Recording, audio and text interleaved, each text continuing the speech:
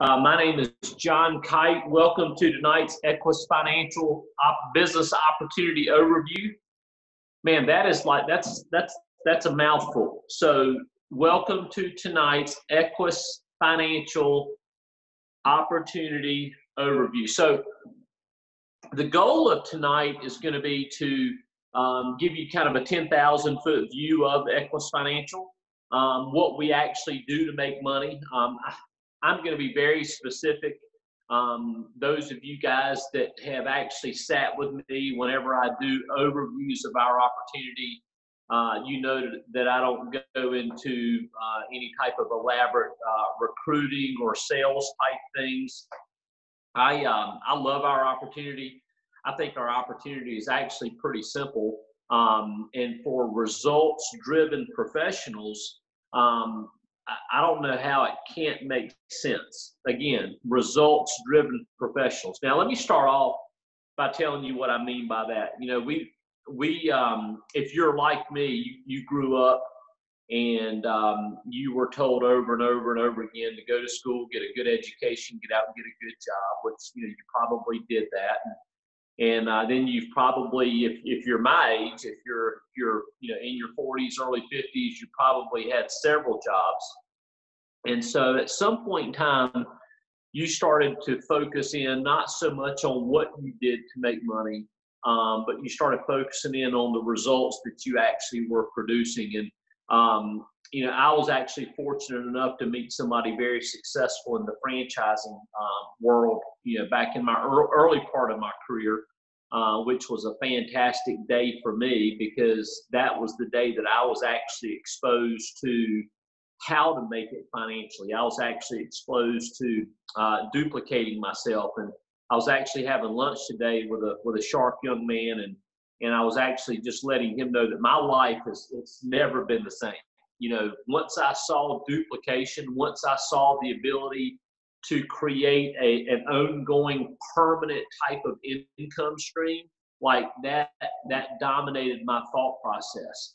And then I actually read a book by Robert Kiyosaki. I read Rich Dad, Poor Dad.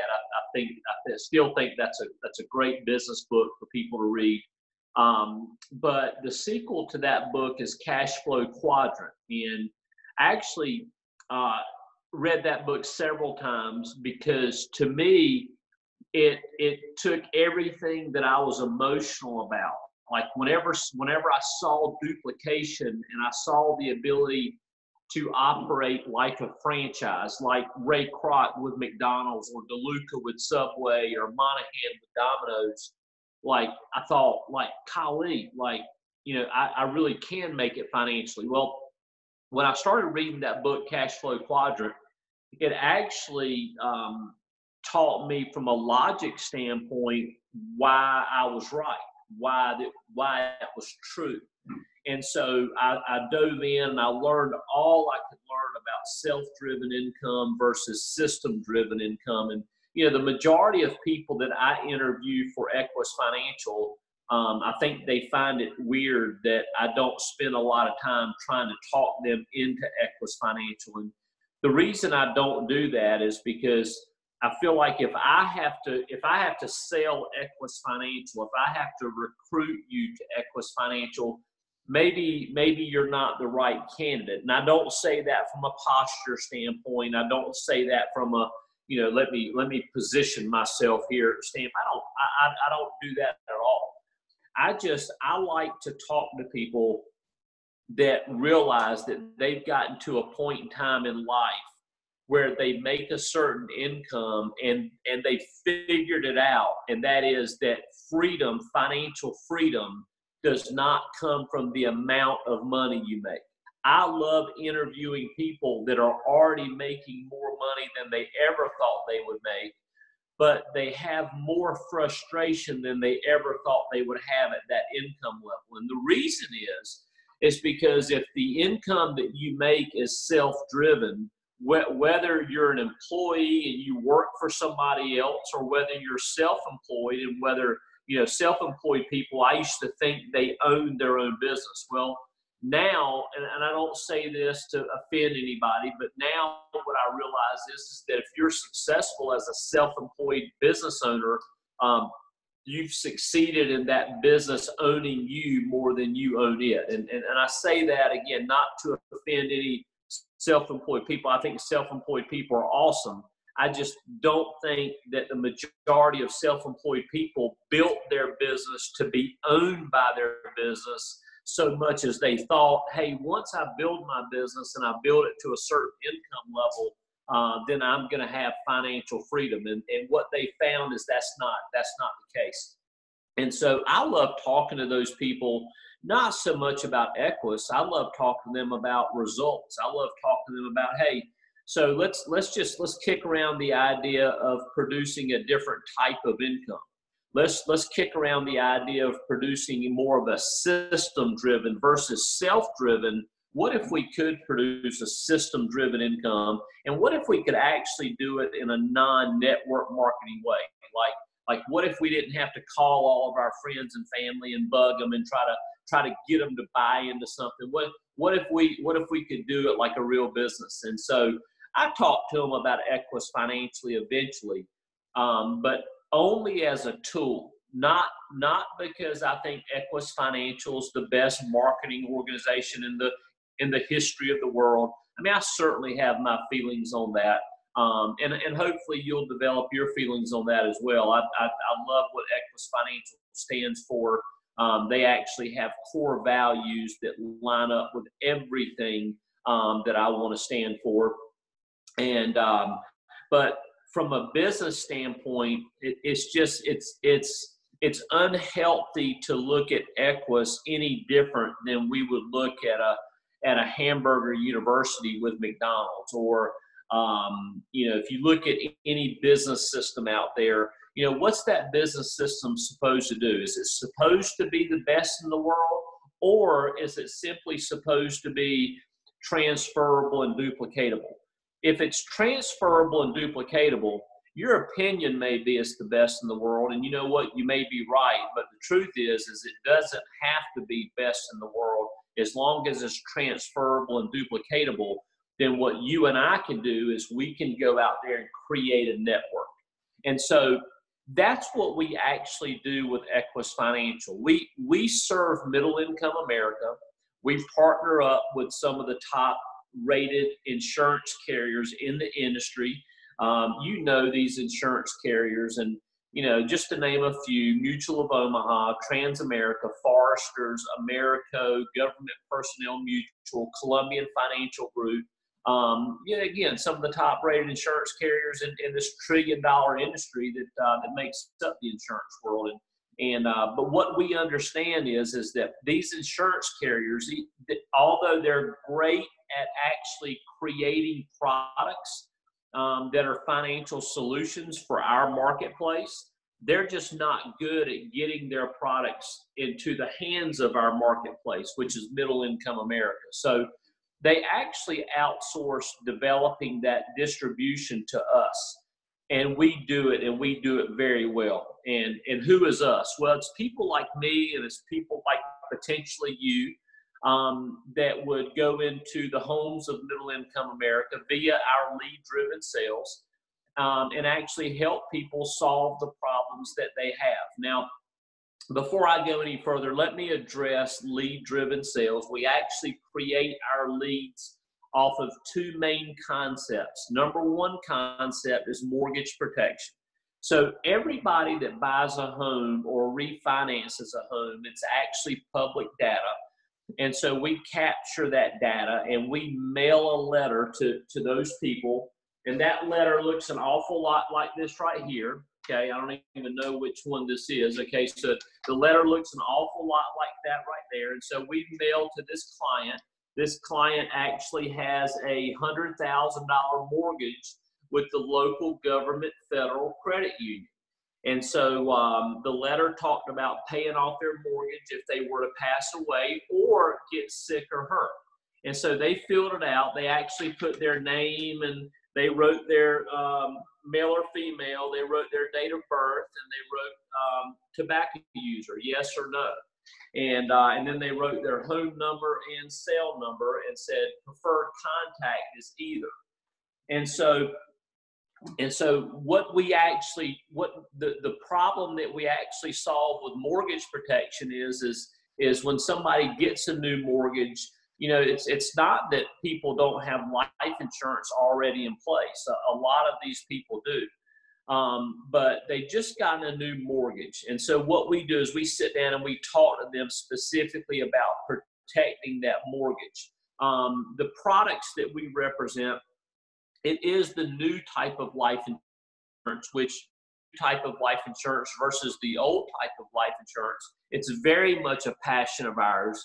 And just to explain it very quickly, the new type of life insurance has full living benefits, where the old type of life insurance was death benefit only. In other words, if you got diagnosed with cancer, your life insurance did you no good until you passed away. Well, the new type of life insurance is about 1 million times better than that, because in this day and time, if you did get diagnosed with cancer, or God forbid, if you got in an accident and you went through a chronic illness, with the new type of life insurance, you can actually accelerate a percentage of your face amount in order to help you deal with that and keep things like your mortgage in place versus falling way behind there. So living benefit life insurance, the new type of life insurance, is our passion.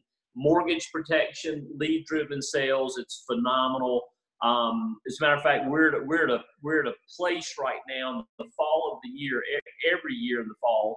Mortgage market is great, and we have so many people that want a representative to come sit down and talk to them about mortgage protection, but we don't have near enough agents for that. And so right now we're looking to hire agents pretty aggressively. So whether you're out there, you're licensed or you're non-licensed, we'd love to talk to you. Whether you have an interest part-time or full-time, we would love to talk to you as well. The second way we generate leads, and I actually had a copy, I don't want to get looking for it too much, but it's actually through the final expense market. And we mail to lower income baby boomers. These are people predominantly 55 to 80, 85 years old. And basically the letter that we mail them just talks about their end of life expenses. Who do they want to end of life expenses? Do they want to leave that burden on their kids? Do they want to leave that burden on a family member? Do they want to leave, God forbid, do they want to leave that burden up for a GoFundMe account or something like that? So what we do is we actually go sit down with these lower income seniors, and we talk to them about end of life expenses. We talk to them about their specific situation, their health, of course, and their budget. And we do the very best we can to help them put a small policy in place that they can afford, that when they pass away, they know that the last thing they're going to do, the last thing their family is going to remember them for, is actually taking care of their final expenses. And so it's an emotional market, as you could imagine. We sit down with people that don't have a track record of making the best financial decisions in their life. And so it's awesome to be able to sit down and actually help walk them through taking care of that. It's amazing how proud they are when you walk up and you let them know that they've qualified, and you walk out of their house and they know that. It's amazing how proud they are. It's amazing the hugs that you get. So it's a phenomenal marketplace to work in. And so right now at Equis Financial, we're actually aggressively hired in both the mortgage protection and final expense markets. And so to wrap up this opportunity overview and to get you off on time here, wow, I'm actually on time. That's a miracle in itself.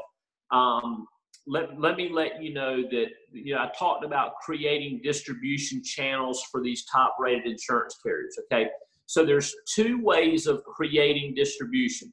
When I hire somebody, I teach them how to do it themselves. I teach them how to actually go out there on their own pen and actually help families. The last couple of years, I've been able to help, 2 years ago, I helped 176 families personally, and I helped 170 173 families last year, or maybe an opposite that. I think it was 173 families 2 years ago and 176 families last year. And so I'm very much of a believer in teaching people how to actually go out there and protect families themselves. I'm also a big believer that if you're going to do this full time, even starting out, your income should not be less than $100,000 a year. You should make way over $100,000 being a field underwriter, especially in the mortgage protection market. And some of you actually, based on your work ethic, you'll make a lot more than $100,000. But you know what? There's some of you guys out there, you already have jobs, you already have businesses of your own. And so maybe Equis would be a solution for you to start part-time. I actually think somebody part-time should be able to go out there and make an extra $2,000, $3,000, $4,000 a month. And I just know this, I don't even have to ask you. I know that an extra $2,000, $3,000, $4,000 a month working part-time, working a couple of days a month would be impactful to your family. I know that for a fact. I see it all the time. And so creating distribution, number one way is you and personal sales. The second way is you would partner up with us. And again, you have to have a mentality where you want to actually grow distribution. You want to build an agency. Not everybody wants to build an agency. So if you're sitting out there and you're thinking, hey, I'd just like to go sell 3, 4, 5 policies a month and make an extra $2,000, $3,000. That's all I want to do. Fantastic. We'd love to have you. You may be sitting out there thinking, hey, I'd love to go out. I'd love to be one of those people to go out there and make $150,000, $175,000 a year and do this full time and work 2, 3 days a week. I'd love to do that. And I did say 2 to 3 days a week. It's hard even for our full-time field underwriters to really work more than 3 days a week, maybe 4 days a week.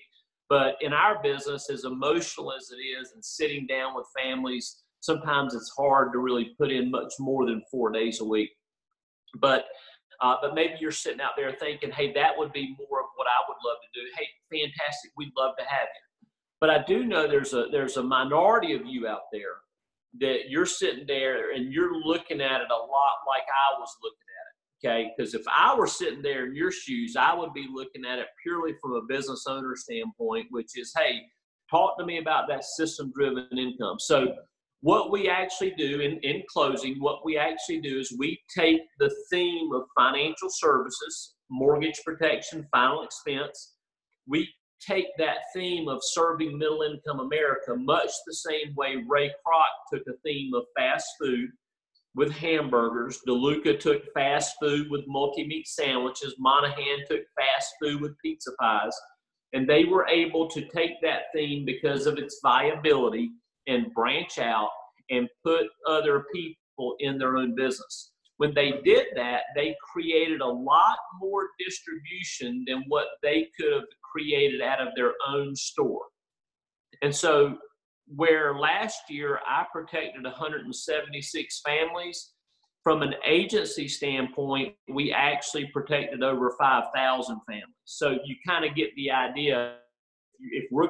If these companies like Mutual of Omaha, if they're going to pay us to create distribution, then let's go create distribution. My goal is actually to get to where we're actually helping, 5,000, 6,000 families every quarter, not on a yearly basis, not on an annual basis, but on a quarterly basis. I'd love to get to the point where we're doing that. And I feel like right now, with the opportunity, as great as the mortgage market is, as awesome and thriving as the baby boomer market is with final expense, I actually think right now is the time for us to go do that. So needless to say, I'm aggressively hiring. I'm hiring results-oriented professionals. And if you're a results-oriented professional, I'd love to hear from you. Your next step is actually to text the person that invited you on this Zoom meeting tonight, or if you're listening to it via conference call, just text the person that invited you. Let them know if you have an interest to take the interview another step. If you do, we'll get the information to you that interests you. Like if you're interested in just the part-time sales opportunity, let us know that. That way we don't bombard you with a whole bunch of agency building stuff, because that's really not the path that you want to go down.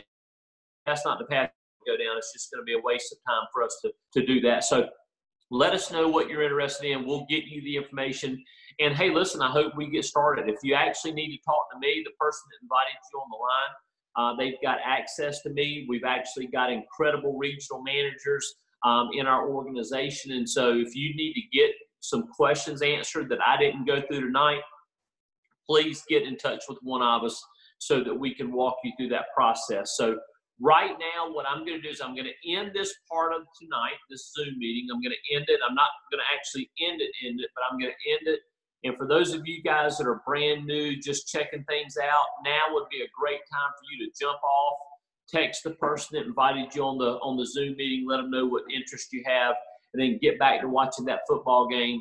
The last I saw before I jumped on, I think the 49ers were ganging up on them. So maybe Cleveland's come back a little bit. And for those of you guys that are part of our organization, we are going to do a builders training, and I'm going to start that here in about 2 minutes. It's 9:21, so I'm going to start that about 9:23.